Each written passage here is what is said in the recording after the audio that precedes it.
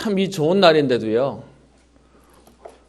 우리는 오늘 조금 심각한 얘기로 시작을 좀 해야 될 것 같습니다. 여러분, 좋은 날인데 좋은 날이라고 생각하는데 막상 내 인생은 좋지 않다고 생각하면 더 우울한 것 같아요. 그래서 뭔가 이런 날 나는 혼자 있다고 생각하거나 나는 병원에 있다고 생각하거나 아니면 내 형편이 너무 어렵다고 생각하면 이 좋은 날 오히려 더 많이 사단이 시험 들게 하고 눌리게 하는 것도 있는 것 같습니다. 여러분, 그래서 우리는 성탄절 이 좋은 날 아침에 주일에 나와서 오늘 예배드리고 감사합니다, 고맙습니다. 또 이 비밀을 누리고 전달해야 될 이유가 있는데요.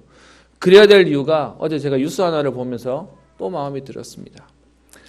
성탄절을 앞두고 대구 빌라에서 월세살이 하던 일가족이 숨진 채 발견되었습니다. 어제 대구 강북경찰서에 따르면 전날 오후 8시 15분쯤 대구 북구 동천동 한 빌라에서 42살 내기 동갑 내기 부부와 10대 자녀들, 한 명은 중학생이고 한 명은 초등학생인데요. 숨진 채 발견되었습니다. 이들의 죽음은 중학생 아들이 등교하지 않는 것을 이상하게 여긴 담임 교사의 신고로 밝혀져서 집을 찾아와 봤더니 출입문은 잠겨 있고 이들이 숨져 있는 것을 발견하게 되었답니다. 현재까지 유서는 발견되지 않았고 유족들에 따르면 부부가 수년 전 사업 실패에도 불구하고 부지런히 살았는데 하는 일마다 잘 되지 않아 요즘 힘들어했다라고 진술했다고 합니다. 공과금이 밀리는 일은 없었으나 좁은 빌라에서 월세로 살며 어느 정도 생활고를 겪은 것으로 경찰은 파악했지만 지금 이들이 아마 정확한 부분은 계속 조사를 하고 있다라고 되어 있고 현재까지 확인된 바로는 외부 침입이나 저항 흔적은 없다라고 되어 있었다라고 되어입니다. 여러분, 이 좋은 날 사실은요 또 누군가는 어려움 속에 있습니다. 여러분, 그래서 우리가 좋기 때문에 나만 좋으면 되는 거야 라는 인생을 사는 게 아니고요. 내게 주신 이 응답을 사실은 복음의 사랑의 빚진 자로 우리가 이 비밀을 누리고 또 전달하고 살리는 응답 속에 있어야 되겠습니다. 여러분, 왜 현장은 이렇게 어렵습니까? 하나님 떠난 현실이기 때문에 그렇습니다. 오늘 기사에서 봤던 것처럼 사업에 실패했음에도 불구하고 열심히 살아보겠다고 몸부림치는데요. 그런데 잘 안 돼요. 여러분 아시죠? 물에 빠진 사람이 살려고 발버둥을 치면 빨리 발버둥을 치는 만큼 일찍 힘이 빠진다고 얘기합니다. 그래서 깊은 바다에 빠진 사람은 사실은요, 본인 체온과 체력을 유지할 수 있는 게 살 수 있는 확률이 더 많다고 얘기하는데 대부분 어려움 당한 사람들이 이 어려움을 해결해 보려고 몸부림을 치는데 문제는요, 그것이 내게 해결책으로 바로 반등되지 않으면 더 많은 절망감과 더 많은 무기력감으로 무너지는 것이 현장의 모습입니다. 그래서 하나님 떠난 현실이요, 고통과 어려움과 많은 사람들이 내는 신음소리. 그래서 여러분, 사람 만나면 좋은 얘기 듣습니까?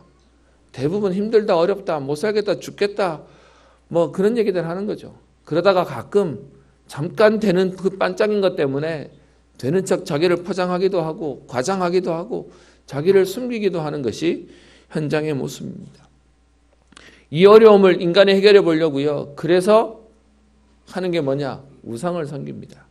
나는 종교 없는데 하는 사람도 있을 겁니다. 근데요, 하나님이 있어야 할 자리에 하나님 아닌 다른 것이 들어가는 것이 우상입니다. 그래서 나는 신 안 믿는다 하는 사람은요, 자기를 믿어요. 나를 믿어. 그게 우상이에요. 인간은 하나님과 함께 살도록 창조되었는데 하나님이 있어야 할 그 자리에 하나님 아닌 다른 것이 있는 것 자체가 우상 섬기는 거예요. 그래서요, 내가 열심히 살아보고 그걸로 안 되니까 무너지고요. 아니면 선행이나 구제나 내가 착하게 살면 되겠지라고 생각하는데 여러분, 매번 얘기 드리지 않습니까? 99가지 잘한 일을 하는데 한 가지 잘못하면요, 한 가지 때문에 잡혀가는 거예요. 선행이 잘못됐다는 문제가 아니라 선행 가지고는 우리의 문제를 해결할 수 없는 겁니다. 그리고요, 그것도 안 되면 내가 뭔가 신을 믿으면 되겠지라고 의지할 때를 찾는데 사실은 그게요, 하나님 떠난 인간이 하나님 아니면 더 문제 속에 빠지는 것이죠. 그래서 인간은요, 열심히 살고 몸부림치다가 결국은 포기하고 죽는 겁니다. 여러분, 많은 사람들이 오해합니다. 예수 믿으면 죽어서 천국 가는 걸로 압니다. 예수 안 믿으면 죽어서 지옥 가는 걸로 압니다. 아니요. 지옥 같은 인생 살다가 지옥 가는 거예요. 반면 저와 여러분들은요, 이 땅에서 그리스도를 만나고 하나님 만나는 응답을 누리면 이 땅에서 천국과 같은 응답을 누리다가 천국 가는 겁니다. 그래서 여러분, 이 비참한 현실 가운데 많은 사람들은 이 가운데 오늘도 노력하고 있고요. 누군가는 문제 속에 있고요. 누군가는 힘든 것 때문에 오늘은 쉬는 날이라고 생각하는 사람도 있을 것입니다. 아침에 오늘 예배기 때문에 일찍 교회를 왔는데요. 옆에 아마 공사를 해야 되는지 저희 주차장에 차가 들어와서 한동안 시끄럽게 일하는 것들을 보게 되었습니다. 오늘 같은 날 많은 사람들은 일도 하는구나. 오늘 같은 날 어쩌면 쉴 수 없을 만큼 바쁘게 열심히 살기도 하는구나 라는 마음도 들었습니다. 여러분, 예배를 안 드리면 벌 받는다, 그런 유치한 얘기를 하자는 말이 아닙니다. 인간은 쉴 수 없을 만큼 막 바쁜 인생을 사는데 그런데 형편은 나아지지 않는 겁니다. 그래서 죽을 똥 살똥 하다가 결국은 죽음으로 인생을 끝내는 것이 현장의 모습입니다. 여러분, 그 일이 반복되어지는 현장 가운데 오늘 우리는 성탄 예배를 드립니다. 무슨 말입니까? 그리스도가 이 땅에 오셔야 되는 이유를 알고 우리는 감사하고 그 응답의 축복을 누리는 날입니다. 여러분, 그리스도가 왜 오셔야 됩니까? 현장이 너무 어렵습니다. 인간에 가지고는 소망이 없습니다. 내년에 총선이 있다고 얘기하는데 여러분, 죄송합니다. 사람이 바뀌면 되겠습니까? 나라가 바뀌면 되겠습니까? 근데 여러분, 인간 안에 있는 진짜 문제는 해결 안 되는 겁니다. 물론 우리에게 나라에서 좋은 정치인이 또 훌륭한 정책을 만들어서 우리에게 많은 것들을 혜택을 줄 수 있겠지만 인간에게 있는 근본적인 건 해결할 수 없습니다. 그래서 오늘 말씀 속에 얘기합니다.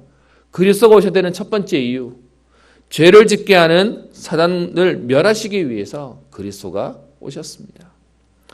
여러분, 지금도 많은 사람들이 근본 문제가 뭔지를 몰라요.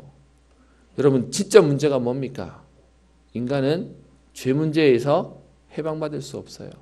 로마서 3장 23절에 모든 사람이 죄를 범하였음에 하나님의 영광에 이르지 못하더니. 여러분, 어떤 인간도 죄 문제는 해결 안 돼요. 경찰도 해결 안 돼요. 판사도 자기에게 있는, 자기가 짓는 죄 문제는 해결 안 돼요. 안 들키니까 넘어가는 거죠. 로마서 6장 23절에 죄의 삭은 사망이다라고 얘기하죠. 여러분, 인간에게 있는 문제는 죄 문제를 해결하지 못하는 거예요. 그 결과 에베소서 2장 1절에 보면 인간은 심판 아래에 있습니다. 여러분, 죄진 사람은 분명히 벌 받는 거죠. 에베소서 2장 2절에 그 죄로 인해서 마귀의 종로로 타는 인생이 되고요. 에베소 2장 2절에 또 보면 우리는 진노 아래에 있음을 얘기하고 있습니다. 여러분, 그래서 우리 벌 받는다는 말 자주 하죠. 그 죄의 결과로 벌 받는 겁니다. 그것뿐만 아니라 그 결과로 결국은 인간에겐 죽음이 오고요. 죽음 이후에는 심판이 있습니다. 여러분, 많은 사람들이 죽음을 무서워하는 이유가 뭡니까? 정확히 말하면 죽는 게 문제가 아니에요. 죽고 난 이후에 심판이 있음을 알기 때문에 그렇습니다. 그러면서요, 그 죽고 난 이후에 그 심판이 뭡니까? 하나님 모르는 자는, 죄 문제 해결하지 못한 자는 지옥 형벌에서 영원한 불 가운데 있음을 말하고 있습니다. 계시록 14장 10절에 보면 불과 유황으로 고난을 받으리니. 여러분, 죽을 것 같다는 말 자주 하죠. 여러분, 그러다 죽어버리면 그 말인데 지옥은 더 이상 죽지 않는 거예요. 죽을 것 같은 고통이 영원히 계속되는 것이 지옥입니다. 여러분, 그걸로 안 끝나고요. 그 인생 가운데 이 저주가 후대까지 또 전달되는 거죠. 계속 반복되는 거죠. 그래서 성경은 얘기하기를 귀신한테 매여서 완전히 묶여있는 인생임을 성경은 얘기하고 있습니다. 근데 여러분, 많은 사람들이 죄 문제임을 얘기하고요. 또 교회들도 죄가 문제라고 얘기합니다. 근데 여러분, 그 근본 문제를 일으키게 하는 장본인을 사람들이 모르는 거예요. 죄 지은 사람은 여러분 잡아다가 감옥에 넣는다고 경찰서 많아지고, 그리고 법정에서 잘못한 사람들을 처벌 내려서 감옥에 많이 집어넣으면 이 세상 좋아질 것 같습니까? 그 죄를 짓게 하는 장본인인 사단을 모르면 문제는 계속 돌아가는 것입니다. 그래서 여러분 근본 문제가 죄에서부터 오는데 죄를 짓게 하는 장본인이 있음을 우리는 분명히 알아야 됩니다. 여러분 이 말은 그냥 하는 말이 아닙니다. 그리스도가 왜 오셔야 됩니까? 죄를 짓게 하는 사단을 멸하시기 위해서 그리스도가 오셨습니다. 여러분 이 작은 말이 사실은 우리 교회와 교계의 종교교역과 같은 말씀입니다. 여러분 죄송하지만 불신자도 죄를 지으면 안 된다는 줄 알아요. 그런데 죄가 어디서 왔는지는 모르는데 불신자가 모르는 건 이해가 되는데요. 교회마저도 이 말을 안 하고 있어요. 그래서 여러분 죄송합니다. 전 세계 교회의 이슈는 뭐냐? 죄를 짓지 마세요를 얘기하고 있어요. 그래서 죄 안 지으려고요. 금식 기도도 하세요. 철야 기도도 하세요. 신앙생활 열심히 하세요. 술 담배 하지 마세요. 그리고 죄 짓지 마세요를 굉장히 얘기하지만 죄송합니다. 그 말을 하는 목사인 저도 끊임없이 죄를 지어요. 그래서 여러분 이건 우리가 몸부림친다고 되는 게 아니에요. 그래서 그리스도가 왜 오셔야 되죠? 죄를 짓게 하는 장본인인 사단을 멸하시기 위해서 오신 겁니다. 여러분 이 메시지는 굉장히 중요한 거예요. 그래서 전 세계 교회가 그리스도를 말하지 않으면 뭘 강조하게 돼 있냐? 회개를 강조하게 돼 있어요. 여러분 오해하지 마세요. 우리 복음운동하는 저희도 회개가 없다가 이렇게 말씀하시면 안 됩니다. 우리는 아무리 회개해도 사단을 멸하지 않으면 우리 인생은 반복되는 거예요. 그 사단을 멸하는 그리스도가 오시지 않으면 안 되는 겁니다. 그래서 여러분 다른 교회와 저희 교회의 가장 큰 차이점이 뭐냐? 회개하세요. 그건 기본이고요. 회개를 넘어 그리스도가 오셔서 흑암을 꺾어야 되는 겁니다. 사단이 박살나야 되는 겁니다. 그래서 그 그리스도가 오셔서 오늘 죄를 짓게 하는 사단을 멸하신 것입니다.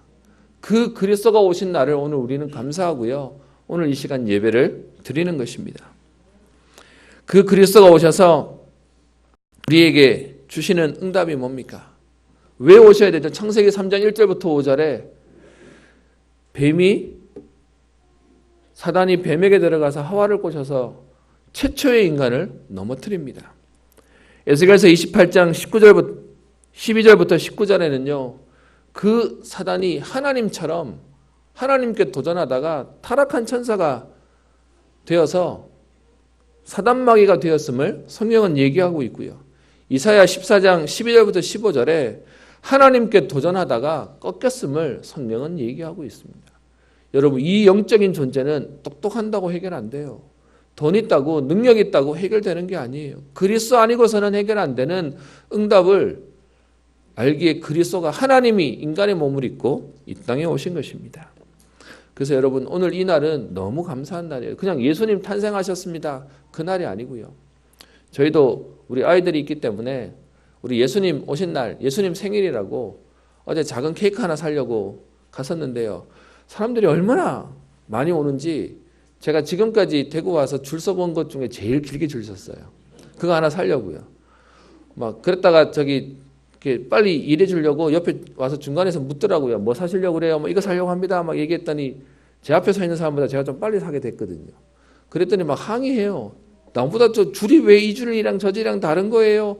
하면서 제가 보면서 저는 그냥 시키는 대로 했는데 제가 이 얘기를 왜 하냐? 여러분 정말로 케이크 사가는 사람이 무엇을 축하하기 위해서 사갈까요? 세상은 사단이 속여버려서요. 성탄절 그러면 산타가 오는 날로 알아버리고요. 아니면 장사 속으로 마케팅이 되어버렸고요. 그리스도는 없어지면서 다른 것으로 충만해지는 시대가 되어버렸습니다. 여러분 교회인 우리만이라도 오늘 그리스도가 오신 이유를 바로 알아야 되겠습니다. 죄에 짓게 하는 사단을 멸하시기 위해서 그리스도가 오셨습니다. 그래서 우리는요 진짜 기뻐하고 행복하고 감사해도 되는 날입니다. 두 번째는요 그 사단에게 이용당한 사람들을 치유하고 살리시기 위해서 그리스도가 오셨어요. 사단이 와서 인간을 죄짓게 하는데요. 그 결과 인간은 사실은요 피해자예요. 여러분 주변에 여러분을 힘들게 하는 사람 보면 너무 밉죠. 그래서 우리 옛날 그런 말 자주 했지 않습니까? 귀신은 뭐 하는지 몰라. 저 인간 안 잡아가고. 그죠? 자주 얘기했었죠. 여러분 그런데 사실 그 잡아가야 되는 그 인간도 사단에게 장악돼서 피해를 당한 그래서 살려야 되는 사실은 불쌍한 존재입니다. 그래서 그리스도가 오셔서 사단은 멸하시고 그 사단에게 이용당한 인간을 치유하고 살리시기 위해서 그리스도가 오셨습니다. 그래서 여러분 그 그리스도가 오셨다는 말은 뭐냐? 요한복음 1장에 하나님이 이 땅에 인간의 몸을 입고 오셨다는 것입니다. 그것을 성육신이라고 얘기하는 것이죠. 여러분 하나님이 인간의 몸을 입었다는 이 말은 어마어마한 말입니다. 여러분 아시죠? 큰 집 살다가 좋은 집 살다가 여러분 아닌 집 살면 너무 힘들 겁니다. 제가 대구 사람인데요. 한 20년 대구를 떠났다가 대구를 왔는데 하필이면 제가 오는 대구가 4년 전에 가장 더운 여름이었습니다. 정말 거짓말 안 보태고요. 대구가 이렇게 덥구나 하는 걸 깜짝 놀랐습니다. 그때 제가 살던 집이 정말 24시간 에어컨을 안 틀어놓으면 제일 꼭대기층이라서 그런지 죽겠어요. 다른 사람들이 대구 가면 많이 덥지라고 얘기하는데 제 경험상 제일 힘든 게 뭐였냐. 새벽기도 하려고 새벽에 나왔는데 여러분 우리 머릿속에 낮으로 아무리 더워도 새벽에 나오면 식어야 되잖아요. 제가 보니까 아마 밤새 이렇게 열받았던 게 안 식었어요. 새벽기도 하려고 나왔는데 숨이 턱 막히는 거 있죠. 이게 대구구나 제가 실감했습니다. 여러분 제가 이 얘기를 왜 하냐. 힘든 집 살다가 작은 집 살고 아니면 좋은 집 살다가 아닌 집 살아도 힘든데 하나님이 인간의 몸을 입고 오셨다는 이 말은 어마어마한 말입니다. 제한이 없으신 하나님이 제한을 가지고 있는 한계가 있는 인간의 몸을 입고 이 땅에 오셨어요. 뭐 하려고요? 인간을 살리기 위해 인간의 몸을 입으셨다는 겁니다. 여러분 이게 어마어마한 말이에요. 그분이 오셔서 1장 14절에 어떻게 해요? 말씀이 육신이 되어 우리 가운데 계셨다라고 말하고 있습니다. 그러면서 요한복음 10장 30절에는 그 예수님이 하나님과 한 분이라고 얘기하는 것이죠. 이 그리스도가 우리에게 오신 이 기쁜 날인데 사단은요 이걸 또 교묘하게 바꿔놨어요. 제가 말씀 준비한다고 검색하면서 우리를 구원하러 오신이라고 검색했더니 뭐라고 뜨냐? 제가 너무 어이가 없어가지고요. 잃어버린 자를 찾아 구원하러 이 땅에 오신 재림 그리스도 아버지 안상홍님이라고 하는 블로그가 하나 떴어요. 제가 보면서요, 진짜 안타깝다.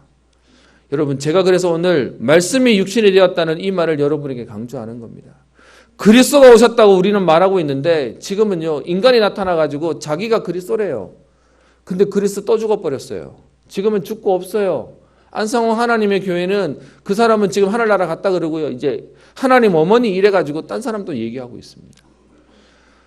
많은 사람들이 그리스도가 누군지를 모르고 그리스도가 무슨 일 하신지를 모르니까 엉뚱하게 사람을 쫓아가고 있습니다.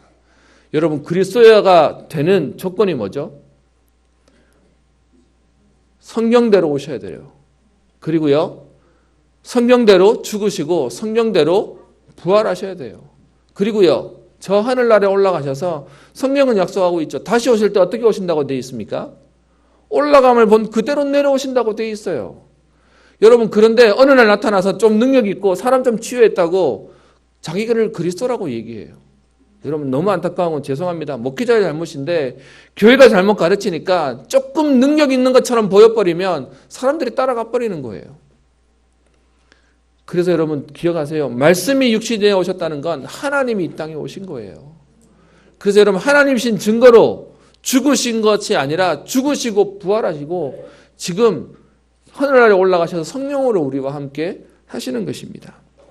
그 그리스도가 오셔서 하신 일이 뭡니까? 요한복음 14장 6절에 내가 곧 길이요 진리요 생명이니 우리에게 참된 하나님 만나는 길, 우리에게 길을 여시고 생명을 주셨죠. 마가복음 10장 45절에는 인자가 온 것은 성금을 받으려 함이 아니라 도리어 섬기려 하고 자기 목숨을 많은 사람들을 위하여 대속물로 주려 하심이라. 그래서 십자가에서 그 고통 가운데 죽으셨어요. 저는 예수님의 죽으심을 여러분 영화로 한 번씩 보시면 어떤 면에서는 너무 리얼하게 묘사하면 좀 이렇게 좀 끔찍하기도 하고 어떤 면에서는 좀 이렇게 보기에 어려운 마음도 있으실 겁니다. 근데 예수님이 왜 그렇게 죽기까지 고통당하셔야 될까요? 인간이 얼마나 약한지를 하나님이 친히 몸소 체험하셨어요. 저는 그래서요, 제가 너무 힘들 때 그런 고백합니다. 하나님, 나는 죽을 것 같은데 나는 아직 안 죽었어요. 근데 예수님은 그 죽음을 겪으시면서 내가 얼마나 약한지를 알고 계시지 않습니까? 그래서 제가요, 그 힘들 때마다 고백합니다. 나의 아픔을 죽기까지 죽으시면서 인간의 약함을 아시는 하나님이 지금 나의 고통을 아시지 않습니까? 하나님 은혜를 주세요. 하나님 이겨낼 수 있는 힘을 주세요. 그렇게 기도합니다. 여러분, 그리스도가 오셔서 우리를 하나님 만나는 길을 여시고 우리에게 있는 죄의 문제를 죽음으로 인해서 우리의 문제를 해결하셨습니다. 여러분, 혹시 내가 그동안 잘못한 게 많아서 어려움 당해야 된다고 생각하는 분 계십니까? 그리스도께서 십자가에서 끝내셨어요. 그 그리스도로 말미암아 우리에게는 참된 자유와 해방과 축복의 은혜를 하나님이 허락하신 것입니다. 요한일서 3장 8절에 하나님의 아들이 오신 것은 마귀의 일을 멸하려 하심이니라.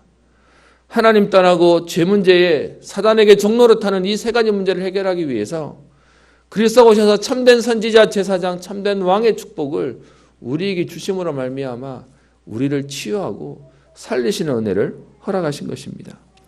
여러분, 그 결과 요한복음 3장 16절 17절에 이렇게 얘기하고 있습니다. 하나님이 세상을 이처럼 사랑하사 독생자를 주셨으니 이는 그를 믿는 자마다 멸망치 않고 뭘 주신다고요? 영생을 주신다고요. 아니, 우리 인간은 죽잖아요. 여러분, 여기서 말하는 영생이 뭐죠?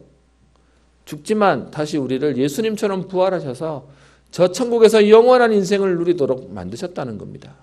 16절 말씀 잘 아는데요. 여러분, 17절에는 뭐라고 되어 있냐 하면요, 하나님이 그 아들을 세상에 보내신 것은 세상을 심판하려 하심이 아니요 그로 말미암아 세상이 구원을 받게 하려 하심이라. 여러분, 그리스도가 오셔서 여러분 우리에게 너 이렇게 잘못했지? 그러니까 너는 벌 받아. 그게 아니고요. 그런 우리를 그리스도께서 십자가 지심으로 말미암아 우리를요 구원하시도록 살리시겠다는 겁니다.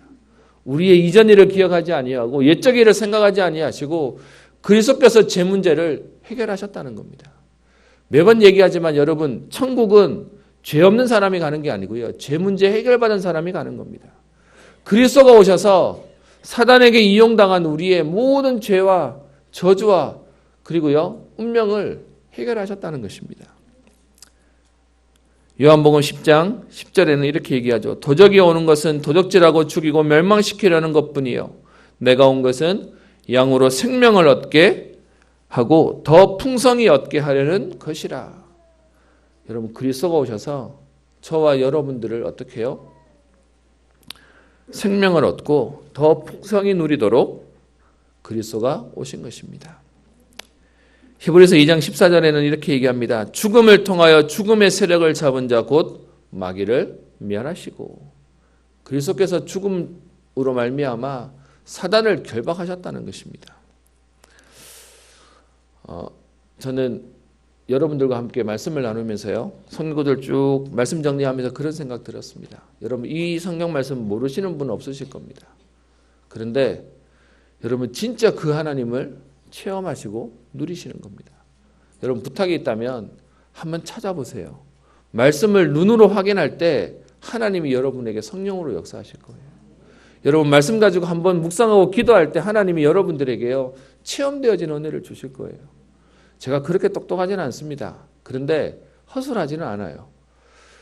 저는 지금도 뭔가 생기면 안 믿어요. 일단 의심하고 봐요. 뭐가 문제고 뭐가 논리적이지 않고. 여러분, 제 설교 들어보시면 느끼지 않습니까? 근데 그런 제가 하나님이 믿어진다니까요. 이걸 어떻게 설명하겠습니까?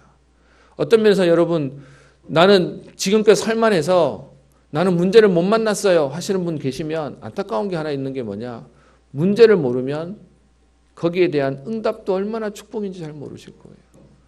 제게 감사한 건요, 조금 모자라던 인생이라서 이런저런 갈등과 문제가 많았어요. 그 중에 신음하던 중에 제가 하나님을 만났어요.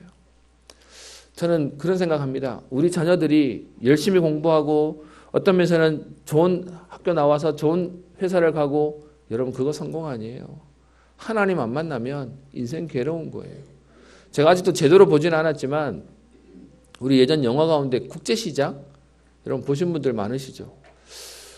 좀 마음에 그런 게 있다면 우리 원로 목사님하고 그거 한번 봤었으면 좋았을 뻔했다라는 생각, TV 한 번씩 보여주니까 그 부분을 보게 되거든요. 근데 그 관통하는 얘기 하나 있대요.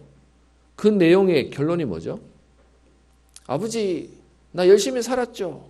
그 얘기하는 거지 않습니까? 결론이 뭐죠? 인생은 괴로웠다는 거예요. 힘들었다는 거예요. 그런데 하나님이 우리에게 그리스도를 통해서 우리에게 참된 행복과 참된 응답을 허락하셨어요. 저는 그래서 이 앞에 나이는 사실 아직 젊지만 진짜 여러분에게 말할 수 있는 게 있습니다. 인간은 하나님 만나 행복해요. 그리스도 아니면 인간에게 진짜 응답이 없어요. 여러분들이 그 은혜를 누리시는 날 되기를 소원합니다. 제가 청년들 사역 오래 하면서요. 청년들이 이런 말 저런 말 또 힘든 얘기들을 한참 들으면 제 마음속에 그런 생각 듭니다. 그 일이 힘든 게 아니라 네가 하나님 없이 지금껏 20년 30년 산 게 너무 힘들었겠다. 그래서 이제 하나님 만나야 되고 그리고 이제 하나님 만나는 응답으로 다른 인생의 축복들을 누려야 되는 것이죠. 그래서요 마태복음 1장 23절에 오늘 여러분과 함께 읽었던 말씀이죠. 보라 처녀가 잉태하여 아들을 낳을 것이요 그의 이름을 임마누엘이라 하리라 하셨으니 이를 번역한즉 하나님이 우리와 함께 계시다 함이라. 하나님 떠나 사단에게 이용당하고 그것 때문에요 저주와 재앙 가운데 무너졌던 인간을 살리기 위해서 하나님이요 우리에게 오셔서 죽으시고 부활하시고 그걸로 끝나는 것이 아니라 우리와 함께 하시겠다네요. 내가 너와 함께 하겠다. 그래서 더 이상 문제 가운데 저주 가운데 고통 가운데 잊지 않아도 되는 은혜를 하나님 주시겠다라고 얘기하는 겁니다. 그래서 여러분 제일 안타까운 게 뭐냐? 하나님이 다 주셨는데 못 누리는 거예요. 이게 너무 안타까운 거예요. 하나님이 우리와 함께 계시겠다는데 나는 여전히 외롭다고 얘기하고 나는 여전히 힘들어요 하는 것이 너무 안타까운 겁니다. 저는 그래서 우리 성도님들에게 다른 사람들이 보고도 알만한 은혜를 누리는 날 되기를 소원합니다. 그 축복의 비밀 통해서 다른 사람들이 나도 네가 알고 있는 그 행복을 나도 네가 알고 있는 그 영생의 비밀을 알고 싶다고 말할 만큼 오늘 증거 있는 날 되기를 주의 이름으로 축복합니다. 그래서 오늘 제목을요 그냥 간단하게 잡았습니다. 임마누엘의 축복이요. 그리스도가 오셔서 2000년 전에 오셔서 33년을 사시고 죽으시고 그걸로 끝난 게 아니라 부활하셨는데 저 천국에 있다고 얘기하면 틀린 거예요. 여러분 아시죠? 교회 다니는 사람들한테 예수님 믿냐? 믿는다. 어디 계시냐? 그러면요 백발백중 100명이 뭐라고 얘기하죠? 저 하늘에요. 그러니까요 나는 여전히 어렵다고 얘기하는 거예요. 임마누엘의 의미가 뭐죠? 그 그리스도가 성령으로 지금 나와 함께 계시는 거예요. 우리 가운데 계시는 거예요. 그 축복을 주시는 응답의 날, 그 날의 시작인 오늘이 성탄절입니다. 여러분 그래서 임마누엘의 축복은 참된 자유와 참된 평안과 참된 해방을 주시는 날이에요. 제 생명을 걸고 얘기할 수 있는 게 뭐냐? 인간은 하나님 만나야 돼요. 저는 우리 아이들이 하나님 모르고 막 잘 된다. 그럼 너무 안타까울 것 같아요. 진짜 하나님 만나는 게 우리에게 참된 평안임을 성령은 얘기하고 있습니다. 에베소서 2장 4절에 얘기하죠. 긍휼이 풍성하신 하나님이 우리를 사랑하신 그 큰 사랑을 인하여 허물로 죽은 우리를 그리스도와 함께 살리셨고 2장 6절에 또 함께 일으키사 그리스도 예수 안에서 함께 하늘에 앉히시니 이는 그리스도 예수 안에서 우리에게 자비하심으로써 그 은혜의 지극히 풍성함을 오는 여러 세대에 나타내려 하심이라. 우리에게 하나님은 허물과 죄로 죽었던 우리를 살리실 뿐만 아니라 그런 우리에게 하나님 어떻게 해요? 여러 세대에 알리는 증인으로 세우시겠다. 요한복음 14장 26절 27절에 얘기하죠. 보혜사 곧 아버지께서 내 이름으로 보내실 성령 그가 너에게 모든 것을 가르치고 내가 너에게 말한 모든 것을 생각나게 하리라. 평안을 너희에게 끼치노니 곧 나의 평안을 너희에게 주노라. 내가 너희에게 주는 것은 세상에 주는 것과 같지 아니하니라. 너희는 마음에 근심하지도 말고 두려워하지도 말라. 여러분 저는 조금 안타까운 게 있습니다. 우리 많은 가장분들이 가정을 이루시고 가정을 책임지셔야 되기 때문에 막 이렇게 힘들게 살아오셨어요. 힘내서 살아오셨어요. 어떤 면에서는 제가 우리나라 그 어려울 때 여러분들 때문에 이 나라가 이만큼 발전된 거에 대해서 제가 존경을 표하고요. 감사를 드립니다. 그런데 그렇게 50년, 60년, 70년 살아왔던 게 몸에 딱 익어버리니까 하나님 바라보는 게 힘들다. 여러분 그거 어떤 면에서는 참 안타까운 겁니다. 어떤 면에서는요. 진짜 하나님이 주시는 오늘 이 평안을 모르면 평생 나는 그거 살다가 마지막에 아이고 너무 힘들다. 또 너무 힘들었다. 그렇게 인생이 끝나게 되는 겁니다. 그래서 오늘 성령은 얘기하기를 내가 주는 평안은 세상이 주는 것과 같지 않다는 겁니다. 여러분 오늘 속눈썹 치시고 한번 기도해 보세요. 하나님 저 젊은 목사가 어릴 때부터 평생 교회를 봤을 텐데 또 목사가 돼가지고 그리스도 아니면 안 된다고 얘기하는 저게 도대체 뭐냐는 여러분 질문 한 번만 해보시고 기도 한 번만 해보셔도 다른 일이 시작될 겁니다. 그러면서 이사야 61장 1절부터 3절에 얘기하죠. 주 여호와의 영이 내게 내리셨으니 이는 여호와께서 내게 기름을 부으사 가난한 자에게 아름다운 소식을 전하게 하려 하심이라. 나를 보내사 마음이 상한 자를 고치며 포로낸 자에게 자유를 갇힌 자에게 노임을 선포하며. 하나님 우리에게 참된 해방을 약속하십니다. 그 비밀로 신자 7가지 축복 6가지 권세를 얘기하고 있죠. 하나님이 우리와 함께 하시고 우리를 인도하시고 우리에게 역사하세요. 흑암의 세력이 무너지고 천군 천사들이 동원되어지고 천국이 우리의 배경이 되는 겁니다. 그리고 하나님이 쓰시는 응답을 누리게 되는 것이죠. 여러분 임마누엘은 우리만 누리는 정도가 아니고요. 우리를 살릴 뿐만 아니라 우리의 가정과 현장과 후대를 살리고 그것뿐만 아닌 하나님이 하시는 그 일에 우리를 사용하여 주시는 겁니다. 마태복음 28장 18절부터 20절에 모든 족속에게 제자 삼아라. 마가복음 16장에는 천하 만민에게 이 복음을 증거해라.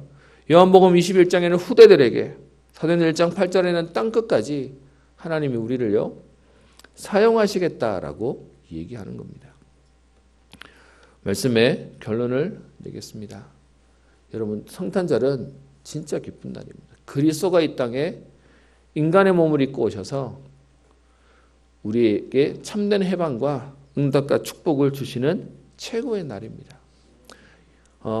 우리 요즘 젊은 애들은 그 날 가지고 굉장히 의미 부여를 하지 않습니까? 만난 지 얼마 됐다 해서 이벤트도 하고 또 심지어 그 친구 생일 되면 부모님 찾아가 가지고 이 사람을 낳아주셔서 감사합니다 하기도 하는 그런 의미이기도 합니다. 여러분 가장 축복의 날이 뭐냐? 사단을 멸하시고 나를 치유하시고 살리기 위해서 하나님이 인간의 몸을 입고 오신 최고 축복의 날입니다. 그래서 요한일서 1장 1절부터 3절에 이렇게 표현되어 있어요. 태초부터 있는 생명의 말씀에 관하여는 우리가 들은 바요 눈으로 본 바요 자세히 보고 우리의 손으로 만진 바라. 요한은 예수님과 동시대를 살았던 사람이에요. 요한 1서는 요한이 쓴 성경 구절이죠. 그 요한은 예수님과 한 생애를 살고 예수님의 죽으심과 부활하심을 목격했기에 그는 어떻게 표현하냐? 내가 들은 바, 눈으로 본 바, 자세히 보고 우리의 손으로 만진 바 되었다. 무슨 말이냐? 예수님 부활하시고 난 뒤에 만져봤거든요. 예수님 돌아가시기 전에도 만졌고 예수님 발 씻겨주는 것도 씻겨봤고 그리고 예수님 부활하시고 난 뒤에 예수님 몸도 만져봤으니까요. 그 사람이 하는 오늘 고백입니다. 1장 2절 이 생명이 나타내신 바 된지라 이 영원한 생명을 우리가 보았고 증언하여 너희에게 전하노니 이는 아버지와 함께 계시다가 우리에게 나타내신 바 된 이신이라.